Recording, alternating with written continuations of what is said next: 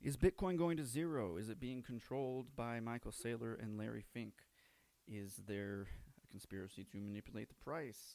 What opportunities for online entrepreneurs are there in 2025? We'll be covering all this and more in today's podcast. Welcome to the BDN Content Podcast. Thank you for being here after a long hiatus. I'm back. So today, something very interesting happened just yesterday, I think it was. Bybit, the third largest crypto exchange in the world by volume, got hacked for the largest crypto hack in history, 1.4 billion, I think it was. And that was all in Ethereum, which, funny enough, saw a tweet about that where someone said, imagine going through all the trouble to hack an exchange only to steal ETH.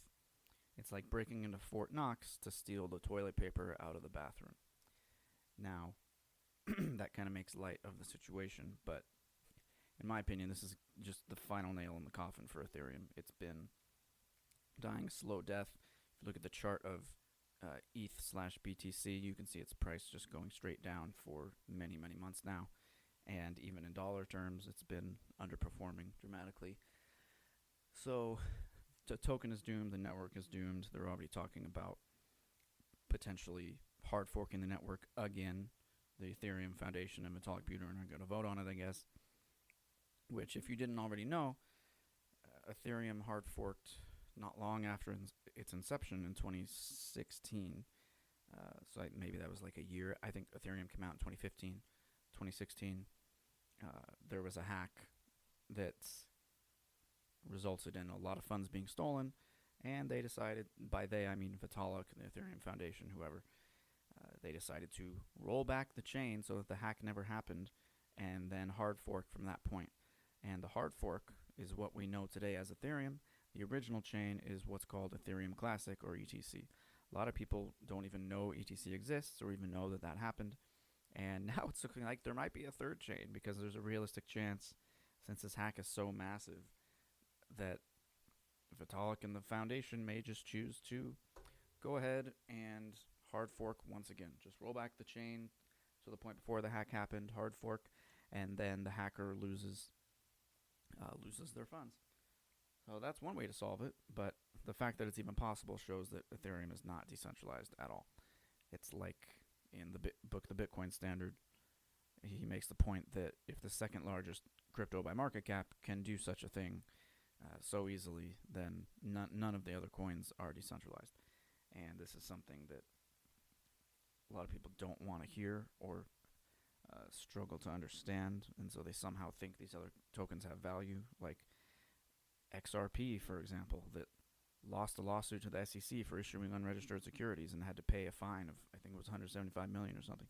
They won the part of the lawsuit selling to retail investors. I think that was ruled as not a security, but selling to institutional investors was ruled a security. I may have that backwards. It may be the other way around. I'm not sure, but either way, XRP is an unregistered security, and it was just created out of thin air. I don't understand why anyone thinks this thing has value, because 100 billion of those tokens were just created out of thin air in what's called a pre-mine in 2011, 2012, 13, somewhere around there. And Ripple as a company is inherently evil and anti-freedom, because on their website it says they develop infrastructure for a central bank digital currency. If you don't know what a CBDC is, I don't have time to explain it to you on this broadcast, unfortunately. Maybe I'll go into further detail at a later date. But it basically would provide a mechanism for totalitarian control over every aspect of everyone's life. So how someone could support such a token, such a company, is really just beyond me, because they're basically saying, yeah, I want to be enslaved for the chance of possibly getting rich quick somehow, even though the mathematical reality is that none of these tokens outperform Bitcoin in the long term. They all underperform. All you have to do is pull up a chart of XRP/BTC or Sol BTC or ETH BTC, and that's it. You can see that very easily, but for some reason people don't want to hear it. Anyway, moving on. Bitcoin has hit 100,000 since the last time I recorded a podcast. That was in December of 2024. Now here we are approaching the end of February 25, and the price is around 96,000.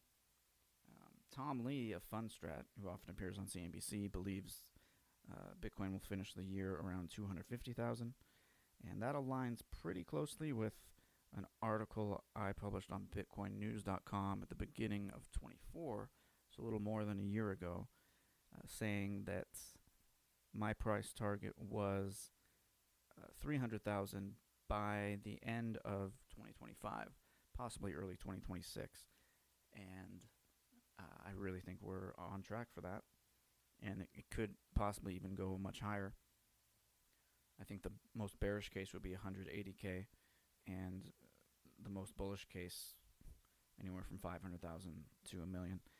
I realize that sounds crazy to a lot of people, but we've seen 10, 20x before pretty easily, and there's so many bullish catalysts for so much demand that you could spend hours just going into those. But you've got sovereign wealth funds accumulating, pension funds, all kinds of publicly traded companies, all kinds of miners now buying. Miners aren't just not selling.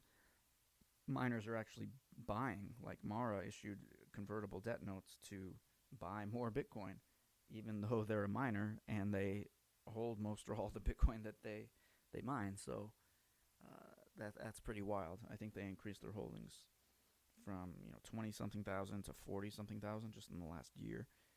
And you've got a lot of other companies doing similar things. Obviously, Strategy, MicroStrategy, and there's just not enough demand. But a lot of these bigger institutions are primarily buying on over-the-counter desks, OTC, which is why it doesn't always move the price, because people just negotiate a set price and say, okay, I'll exchange these amount of coins for this amount of dollars, and we'll just do it without an exchange.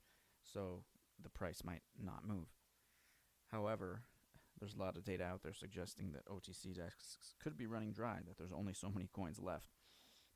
And if that happens, and there's still this demand, which, by the way, in the first week of 2025, MicroStrategy and other institutions bought enough Bitcoin to exceed the entire yearly supply of new coins that are going to be mined. I'm pretty sure. Maybe it was the first month. Go ahead and fact check me on that. Let me know if I'm wrong. Leave a comment. And this demand is not going away. The supply is not increasing. So at some point, when OTC desks run dry, they're going to have to buy off exchanges, and that's going to drive up the market price rapidly. But what my theory is that they're buying, the big institutions are buying on OTC desks, selling a portion on exchanges to drive down the price, and then they keep that market price at the level they like, which apparently is just under 100,000, and then they can keep buying on the OTC desks at the same price. And they're probably going to keep doing that until they've gotten everything they can from OTC desks, at which point they'll just let the price run and start buying on exchanges if they need, and who cares how high the price goes. They've already accumulated massive positions. So that's my take on the story. I don't know what's really happening there, but now I want to address a few pieces of fear, uncertainty, and doubt, FUD, that have been circulating in the last few months. It seems like every couple weeks or every month there's a new story comes out trying to create fear about Bitcoin. One of them has been quantum computing. Google and Microsoft released these chips that have shown some progress in quantum computing, which is real progress, but they're still light years away from any practical applications. There's no chance that quantum computers can break Bitcoin anytime soon. I know the CEO of Microsoft said, it's just a couple years away. Well, NVIDIA CEO said 15 to 20 years away. And there's a lot of other evidence suggesting it might be more like 50 years away. This is another topic that's super in-depth and complicated.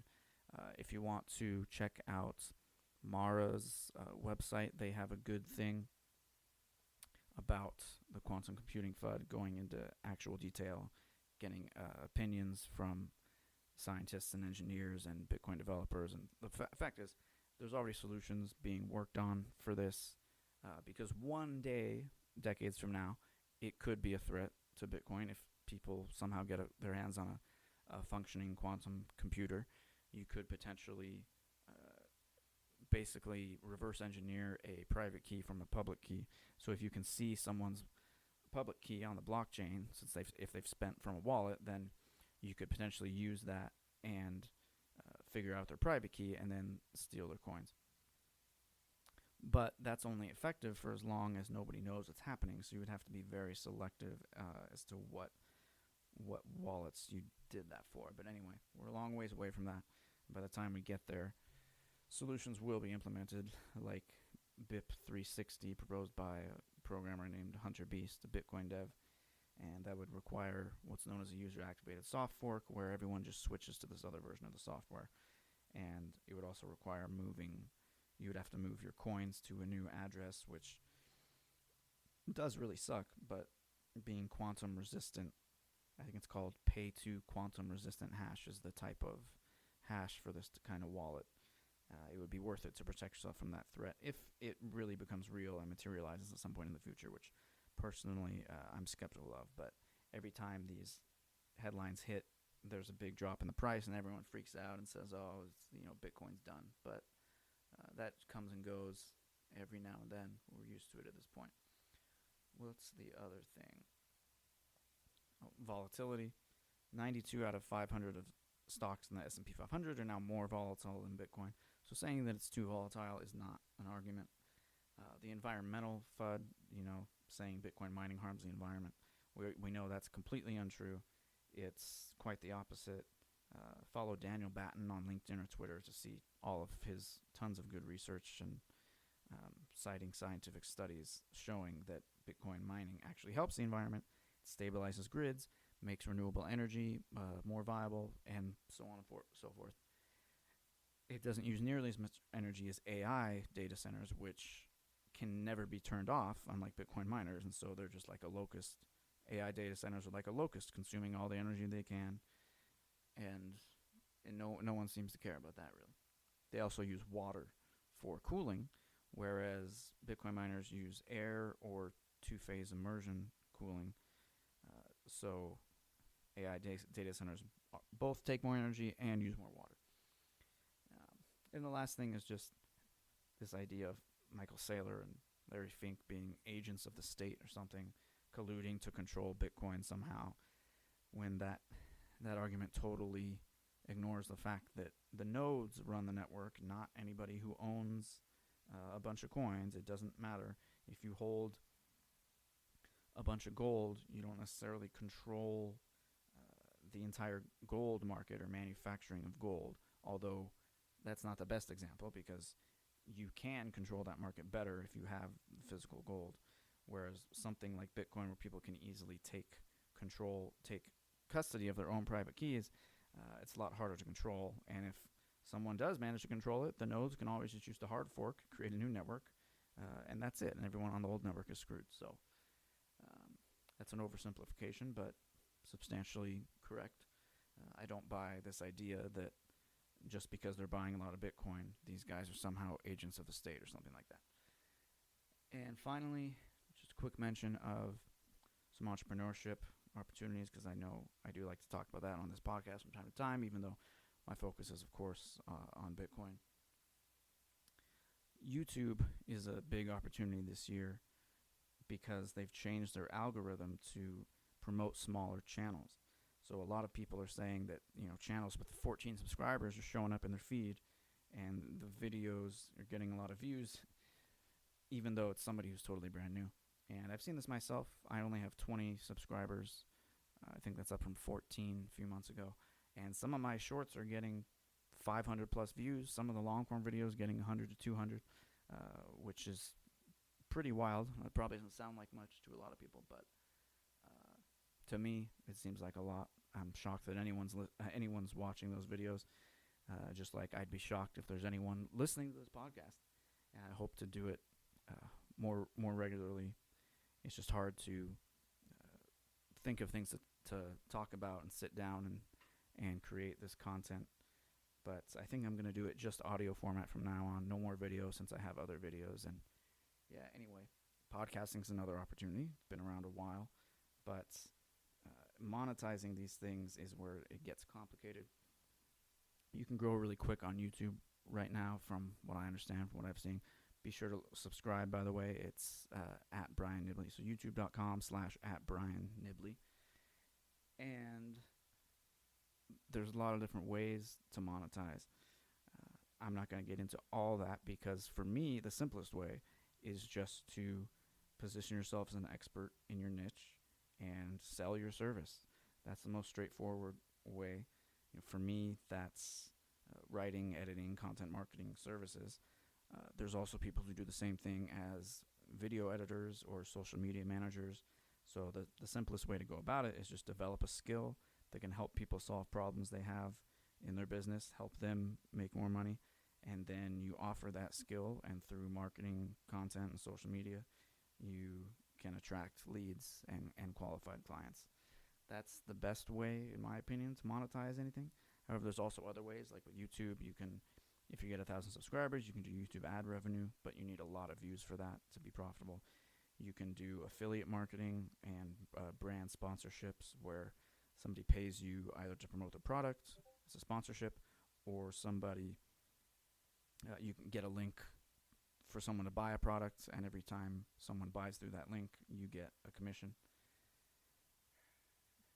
And yeah, that's pretty much it. Like I mentioned, video editing, copywriting, social media management.